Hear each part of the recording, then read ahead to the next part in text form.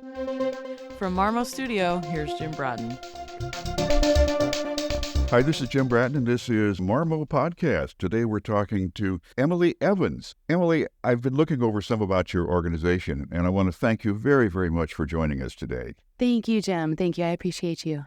And let's talk a little bit about you first. You have such an interesting and diverse bio, and how that led you into the organization as we described, then what the organization is as well. So I got interviewed by a couple of middle schoolers in Oklahoma 2 days ago, and they asked me, did I always want to be a marine biologist? And I'm like, I'm not a marine biologist. I got my degree in ocean and coastal resources from Texas A&M Galveston. It's a unique degree because you do look at all the sciences, but you also look at politics, economics, and law. So it creates somebody that's able to be a natural resource manager. And I always wanted to save the oceans. I love the coast, grew up going to the beach down in Crystal Beach. And my brother told me, he said, that's a little too lofty. How about you do like a manageable task? So I said, I want to teach people about our coastal resources so that in hopes one day they'll make a decision that will favor the preservation of our coastal resources. So can we call that enlightening then? Definitely. You know, you can't love something until you understand it.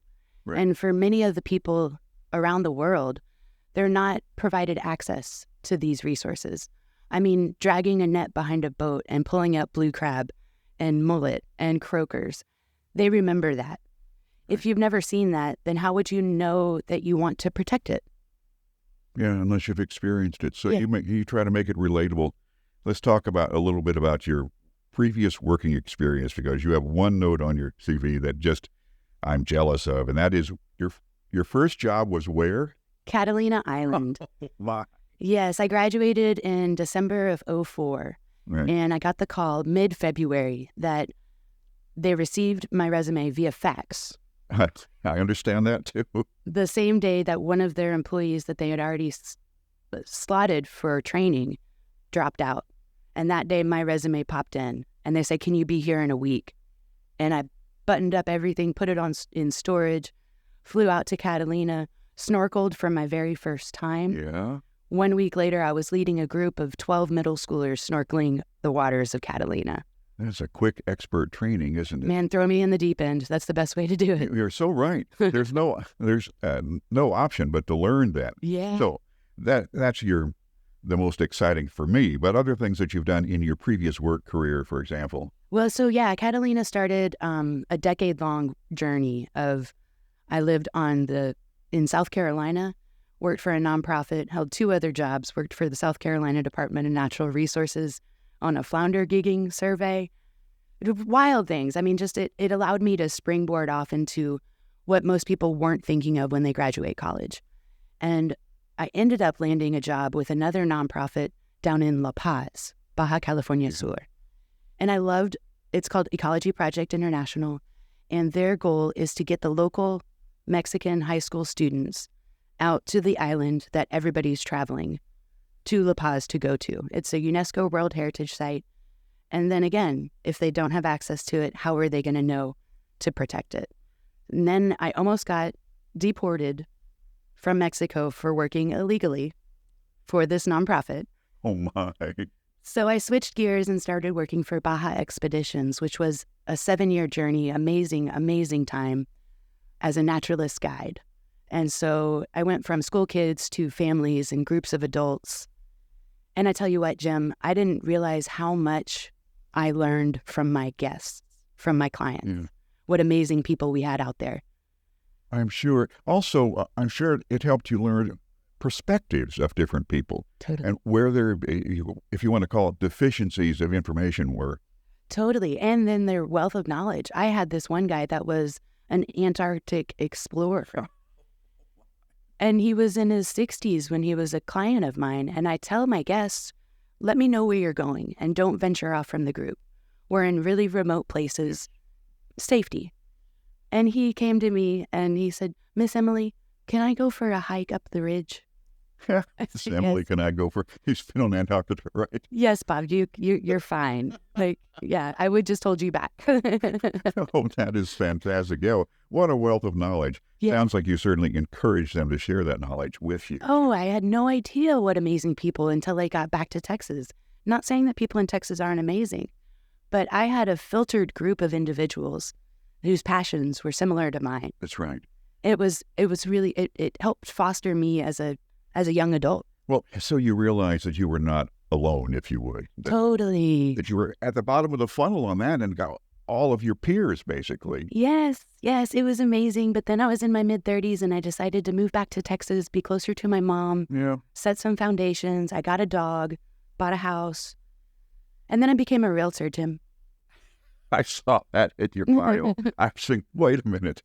This is quite a transition. I called it as my transition to helping people find their most precious coastal resource, their home. Okay. But after about 6 years, I was burnt out. I'll bet. And then I got my captain's license. I saw that too on your bio. How, and you initially, what, for six-pack? Yeah. 6-pack to run eco tours in my 20-foot Boston Whaler out of Galveston. I haven't found that market is ready for that yet. Really? Yeah, I've had a few people that are interested in going out and cruising around, checking out, looking at the dolphins.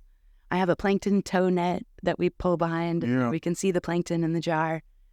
But it's not, right now in Galveston, unfortunately, people are cruising and fishing. So does it fall more under the category of ecotourism? Definitely. Yeah, we're not exactly that destination yet, are we? Not yet, but we're working towards it. Yeah. And in the interim, I got a part-time job with the Galveston Historic Foundation Right. as their marine biologist, which I tell them, it's okay, I don't have a degree in marine biology, but I can do this. That's right. And the education factor creeped back up in my life. Yeah. Let's go on and move over to what you've done now with your organization. And that would be Custom Coastal Outreach, right? Yes. Okay. It's the Bridge to that, if you could. evolution of Custom Coastal started as trying to be an eco-adventure network with people down in Baja and linking different trips. Then it was a fishing charter company. And then now it is Custom Coastal Outreach. And its mission is to get kids on boats. I created a 501c3 Okay. to allow me to create curriculum for the teachers so that if they're not versed in marine applications of marine sciences or industry, they can use this curriculum to teach their kids. And then it culminates with a boat trip where we go out, and I've got 3 main programs and 6 auxiliary programs. More on that later. It's a little in-depth, but it shadows the challenges that we're going to be facing here in the Gulf Coast. This is pretty complex and sophisticated stuff you're talking about. And you're talking about making that available to teachers who may not be versed in it at all. Yeah. And kids who have absolutely no contact with it. How do you do that without just dumbing it down? You make it specialized. So there is Texas Aquatic Sciences. That is a book that was written by a Dr. Rudolph Rosen. Okay. And his studies focus more on inland aquatic sciences. Right. I'd like to create a companion book for Texas coastal aquatic sciences. It's a huge deal. Scientists around the world are studying what's happening to our coasts. And it's real. The island is subsiding. Oh, absolutely. The temperatures are being more extreme. Without question. Storms are being more intense. Also without question. We don't have regular weather anymore. No. It just explodes. Yeah, so... Down, around, it's just... Yeah, and here on the coast, we're susceptible to it way more than somebody in Oklahoma or in Austin. Yeah. I want to get kids from Austin down here to check it out because those are our future lawmakers. They are.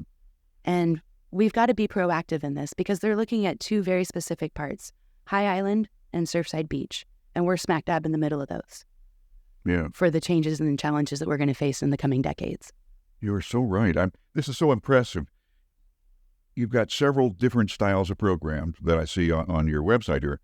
Marine Science Overview. Now, is that one of the ones for kids or is that an adult course? It can be either. Okay. I would love to open it to the public and charter. I can charter on my smaller vessel, Mm-hmm. or we've got a 50-foot boat that's available for us to use that can carry as many as 49 people. Is that from the historical? It is. I did not even know they had a boat. I know, it's such an undervalued asset. And the Alyssa is parked right there. Oh, yeah, I knew about the Alyssa, of course, but not like what you just described. It's so amazing. When we have a hydrophone, we can listen to the dolphins. Oh, my. I know. It's just great just to be able to get out and look at the wetlands. I mean, the Supreme Court decided to make a decision that doesn't protect our wetlands that aren't directly next to their body of water. That's huge for Texas. The Army Corps of Engineers. I'm a little bit lost on this. Put that into simpler terms for me. Sure. There was a Supreme Court decision that went down last year from a couple in Idaho or Illinois. And basically they decided that the Army Corps of Engineers only has jurisdiction of being able to give people the permit to build or deny their permit or create a wetland mitigation system Right. where they buy wetlands somewhere else to preserve them. I know it's a complicated process, but this sounds like purchasing carbon or something. absolutely, yes, because our wetlands are what's going to save us from being inundated with coastal waters. Yeah. They ruled that the Army Corps of Engineers only has jurisdiction over wetlands that are directly contingent to their body of water, their source. Wow. So we need to go as a community, as a city, as a county, as a state, we need to raise those or give them more jurisdiction over more wetlands. I need to ask this question. It may not be at the tip of your fingers, but percentage-wise, how much is inland wetlands and interstitial, or whatever you call them, wetlands where you actually touch the coast? What's the ratio of those, do you think? There's actually freshwater wetlands, and that's what this Supreme Court case was about. Right. Freshwater wetlands. Well, that's everywhere. Yes. And in Texas, our Gulf Coast is covered, I mean, I would say probably on Galveston. Well, it used to all be wetlands. Yeah. And we've built and built and built. I know. That's why Houston, they've built over all of their natural waterways, and that's why they got messed up in Harvey. And will again, and anytime it rains over 2 inches, Yes. there it goes. Yeah. Nope. I'm guessing from a very simplistic point of view, no place for it to go. Yeah, the wetlands act as not only as a sponge for our coastal waters or storm surges, also they purify our water. It's a nursery ground for millions of species, hundreds of species. Right. Okay. From crabs to birds. Sure. It's kind of the lifeblood of the Gulf. I understand that. Well, such passion and such solid information you have, and such a great objective that you have. Let me kind of sort of close by asking this question. There are a lot of kids over at A&M right now. Yep. Various aspects of marine studies. Give them some advice and commentary. I would say take a step back and take a closer look at the big picture. And many people don't do what they got their degree in for their entire life. Right. Find something that you love, and then find a secondary piece to it to provide kind of like a crutch, if you will. You know, it's a real job and tertiary. Yes, and marine biology is not the only thing you can go into Right. with marine sciences. If I've researched this, and out of 99 professions, marine biologist is like number 25 for pre-kindergarten, kindergarten kids. It's because they've had access to it because of people like Jacques Cousteau. Right. The others are teachers, firefighters. So think about the marine engineering. If your parents are engineers and they want you to go into building Engineering. buildings, yes, and you love the coast, Texas Parks and Wildlife hires engineers. You can engineer systems that help protect and promote our natural, sustainable system. So you can keep your folks happy and do good things simultaneously. Absolutely. That is fantastic. It's been a pleasure visiting with you today. We'll try to do subsequent follow-ups because there's so much more we could talk about. Absolutely, Jim. Thank you. From Marmo Studios, we've been talking to Emily Evans, and her organization is Custom Coastal Outreach. And this is Jim Braden. Thanks for listening. Thank you. From Marmo Studio, you've been listening to Jim Bratton. This is Sierra Sakel.